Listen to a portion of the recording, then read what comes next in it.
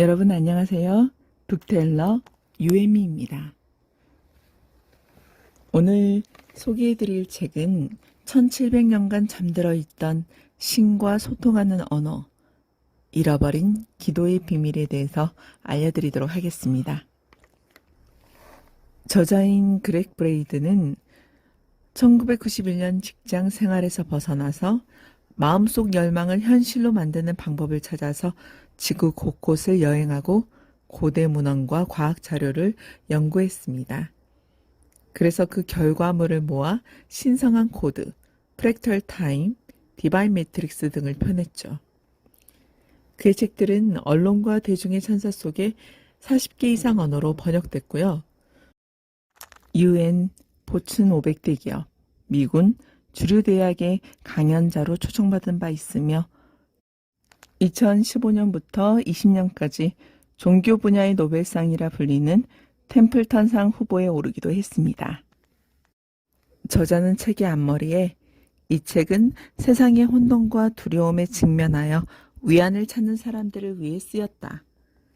삶이 영혼의 생채기를 낼 때 저마다 가진 피난처를 찾으라.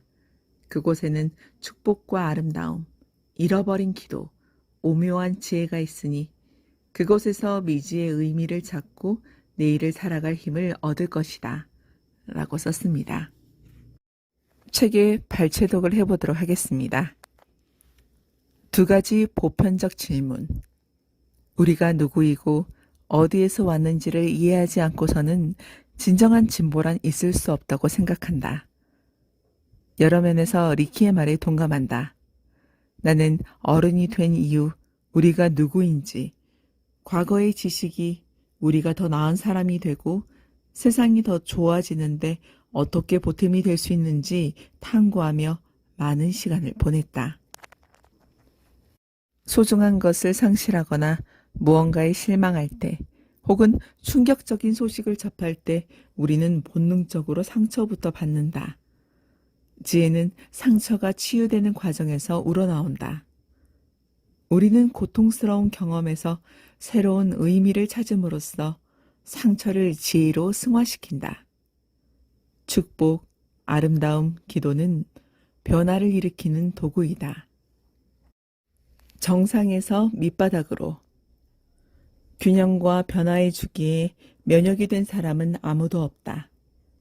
가족과 친구가 얼마나 많든, 얼마나 많은 책을 읽었든, 얼마나 성공을 거두었든 누구에게나 인생의 변곡점이 있기 마련이다. 흥미로운 것은 저마다 변화의 계기가 다르다는 점이다. 사람들은 흔히 인생을 조정하고 통제할 준비가 되어 있다고 자신하지만 사실은 전혀 그렇지 못하다. 인생은 우리가 통제할 수 없는 무언가를 경험하게 하고 관계를 어긋나게 하기 일쑤이다. 그 와중에 우리는 배신감과 분노를 유발하는 문제들을 극복할 기회의 순간을 향해 점점 더 다가간다.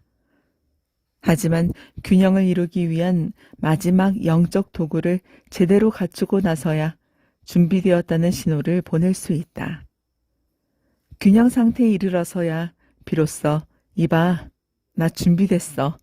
어서 시작해.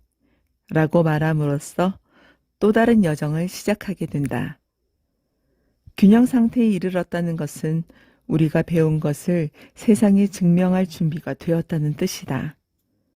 의식적으로든 무의식적으로든 경험에서 깨달음을 얻을 때까지는 시련이라는 것이 너무나 미묘한 모습으로 다가와서 우리는 그것을 시련으로 인지하지 못하기도 한다.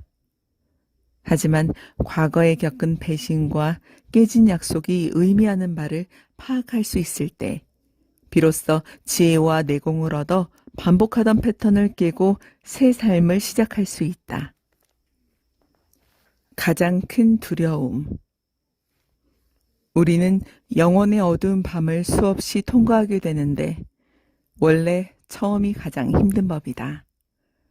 최초의 경험은 그만큼 가장 강력한 변화의 도우미가 되어주는 것 같다. 왜 그렇게 크게 상처를 받았는지 이유를 깨닫고 나면 뼈아픈 경험은 새로운 의미를 띠기 시작한다. 그러다가 문득 영혼의 어두운 밤이라는 이정표를 발견하고는 이렇게 말한다. 맞아. 전에도 이런 적이 있었어. 그래, 나는 분명히 영혼의 어두운 밤을 통과하고 있는 거야. 그렇다면 이 관계를 극복하기 위해 무엇을 해야 하는 걸까? 영혼의 어두운 밤을 한번 통과하고 나서는 용기백비해져서 어떤 일이든지 다 감당할 수 있노라고 자신하는 사람들도 있다. 그들이 그렇게 의연할 수 있는 이유는 처음 경험을 이겨냈으므로 극복하지 못할 게 없다는 것을 잘 알게 되기 때문이다. 하지만 그 경험의 정체가 무엇이며 왜 그런 일을 겪어야 했는지 이유를 알지 못할 때는 반복되는 패턴에 갇혀 수년, 심지어는 평생토록 허우적대게 되고 가장 아끼는 것을 모두 잃거나 생명까지 빼앗기게 된다. 해결되지 않은 상처가 수명을 단축할 뿐 아니라 생명까지 앗아갈 수도 있을까? 이 질문에 대한 답은 가히 충격적이다. 건강백과사전에는 바로 이런 가능성을 시사하는 내용이 담겨 있다. 나이가 들면서 신체가 쇠퇴하는 이유가 완전히 밝혀지지 않았다는 것이다. 어떠한 이론도 노화라는 변화를 완벽하게 설명하지 못한다. 다시 말하면 세월의 흐름에 따라 인체가 점점 더 약해지는 원인을 아직 정확하게 알 수 없다는 뜻이다. 누구나 때가 되면 세상을 떠나겠지만 나이가 들면 고통받고 죽게 된다는 통념을 뛰어넘는 길은 정녕 없는 것일까? 마음의 상처가 우리를 죽인다. 무엇이 우리의 생명을 앗아가는가? 이 질문에 대한 답은 가히 충격적이다.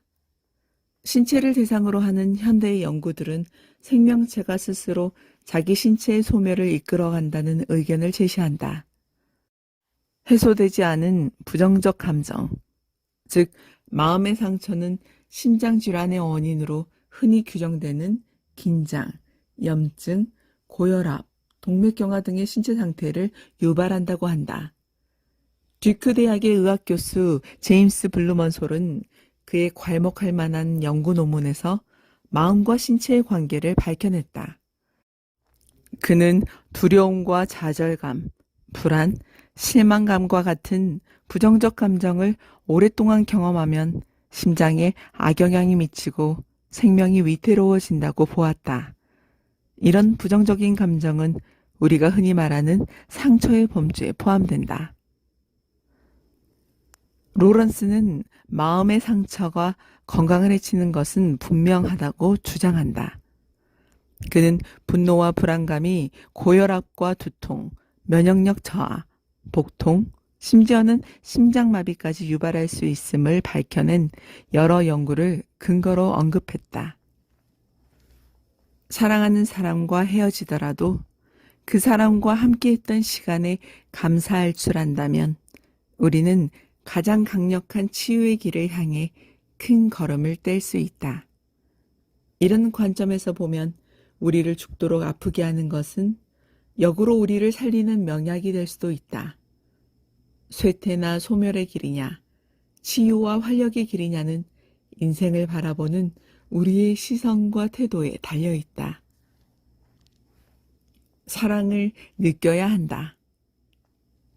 팀 로런스는 상처가 클수록 용서를 통해 얻는 혜택도 커진다고 말한다. 이런 관점에서 보면 상처는 우리를 선택에 따르는 형벌이라기보다는 우리의 사랑하는 능력을 확인하는 척도로 여겨질 수 있다.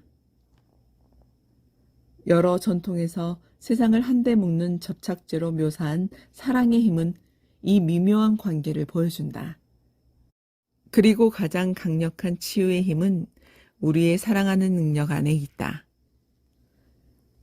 우리가 그것을 사랑이라 부르든 그저 삶 속에서 그것의 의미를 실천하면서 살아가든 거기에는 아무런 차이가 없다. 우리를 지탱하는 것은 바로 사랑이다. 사랑은 행복할 때나 힘들 때나 우리를 이끌어가는 힘이며 인생의 가장 쓰라린 상처도 치유할 수 있다는 보증이다. 사랑이 우리를 치유하게 하려면 사랑을 우리 삶 안으로 받아들여야 한다. 그것이 고대의 비결이다.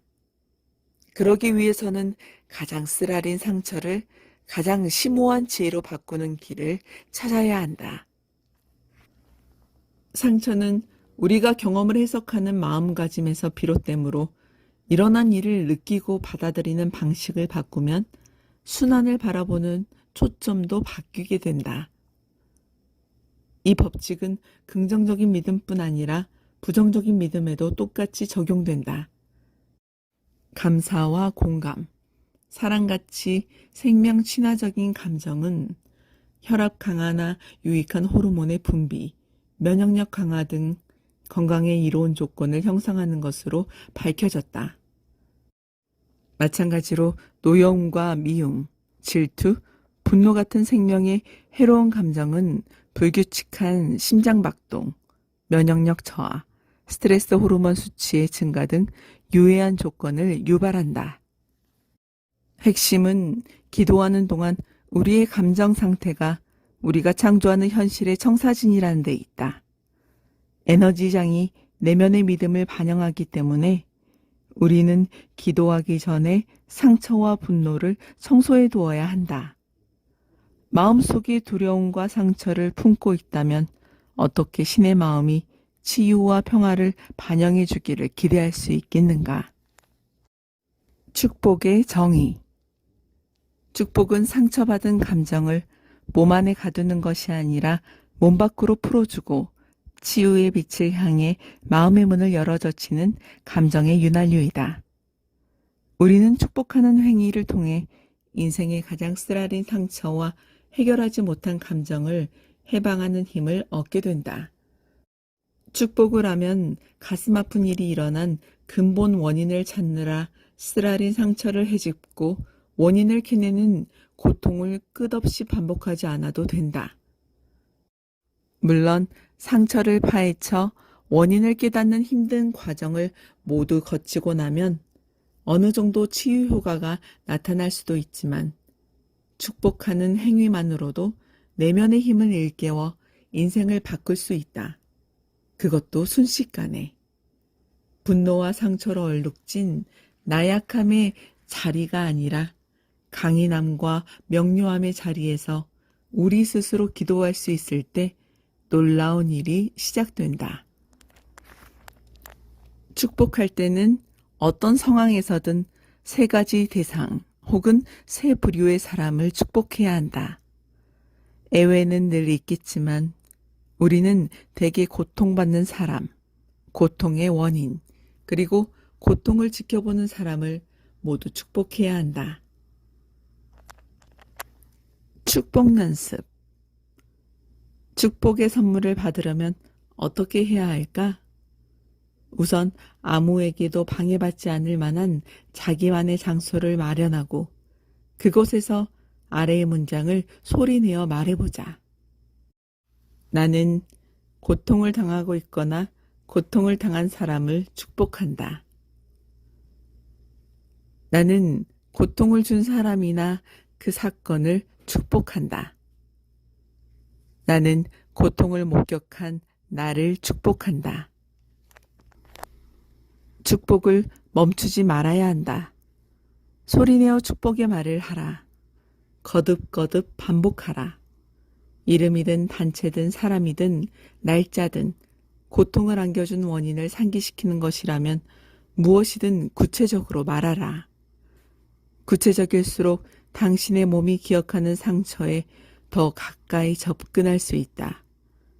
뱃속 깊은 곳에서 뻗어나오는 열기로 몸이 따스해지는 느낌이 들 때까지 축복의 말을 계속 반복하라.